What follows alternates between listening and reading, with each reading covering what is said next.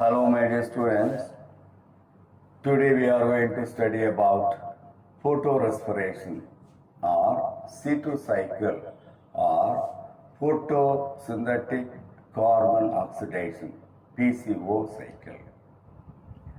Photorespiration is the excess respiration taking place in the photosynthetic cells due to the absence of carbon dioxide and increase of oxygen.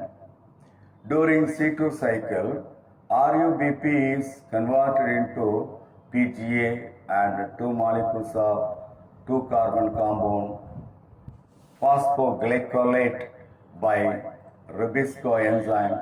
Here, the Rubisco enzyme is acting as RUBP oxygenase in the chloroplast. So these are all the changes takes place in the chloroplast. Since the first formed product in C2 cycle is a two carbon compound, that is phosphoglycolate. That's why this cycle is called C2 cycle. Phosphoglycolate, by the loss of phosphate, it becomes glycolate. The glycolate formed in the chloroplast enters into peroxisome to form glyoxylate and hydrogen peroxide. Glyoxylate is converted into glycine and transferred into mitochondria. In mitochondria, two molecules of glycine combined to form serine. Serine enters into peroxisome to form hydroxypyruvate. Hydroxypyruvate, with the help of NADH plus H plus, becomes glyceric acid. Glyceric acid is cycled back to chloroplast utilizing ATP and becomes phosphoglyceric acid. And the phosphoglyceric acid enters into the Calvin cycle and that precedes the Calvin cycle, PCR cycle. Photorespiration does not yield any free oxygen in the form of ATP. Under certain conditions, 50% of the photosynthetic potential is lost because of the photorespiration. The schematic representation is given in the form of flow chart in the figure 13.20.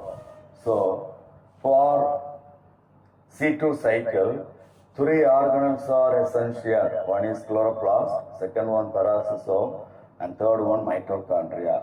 So C2 cycle takes place in three different cytoplasmic organelles. One is chloroplast, second one is peroxisome, and third one is mitochondrion. The C2 cycle starts in the chloroplast. Here, ribulose 1,5-biphosphate combine with oxygen and form two molecules of PGA and two molecules of phosphoglycolate. In this reaction, ribulose 1,5-biphosphate is acting as an acceptor molecule of oxygen. The formed phosphoglycolate is converted into glycolate. The glycolate enter into the peroxisome and convert into glyoxylate. The glyoxylate is converted into glycine. The glycine enter into mitochondria and is converted into serine. The serine enter into peroxisome. From mitochondria, the serine, which is formed from the glycine, enter into the peroxisome and converted into hydroxypyruvate. The hydroxypyruvate is converted into glycerate. For this reaction, energy is necessary so that NADH plus H plus is converted into NADP. During this conversion, energy is liberated. That energy is utilized for the formation of glycerate. The glycerate is transported to chloroplast and that is converted into PGA. For the conversion of PGA, energy is necessary. That's why one molecule of ATP is converted into ADP. That energy is utilized for the formation of PGA. The PGA enter into Calvin cycle. and the Calvin cycle is proceeding here.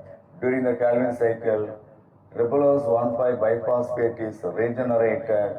That ribulose 1,5 biphosphate is ready to combine with oxygen in order to continue the process, cyclic process. This cyclic process is called C2 cycle.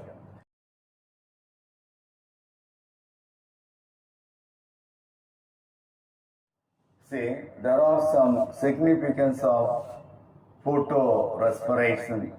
Number one, the glycine and serine synthesized during C2 cycle are the precursors of many biomolecules like chlorophyll, proteins, and nucleotides. In order to synthesize chlorophyll, in order to synthesize proteins, in order to synthesize nucleotides, the glycine and serine are very much essential. They are acting as a precursor for the biomolecules of chlorophyll, protein, and nucleotides.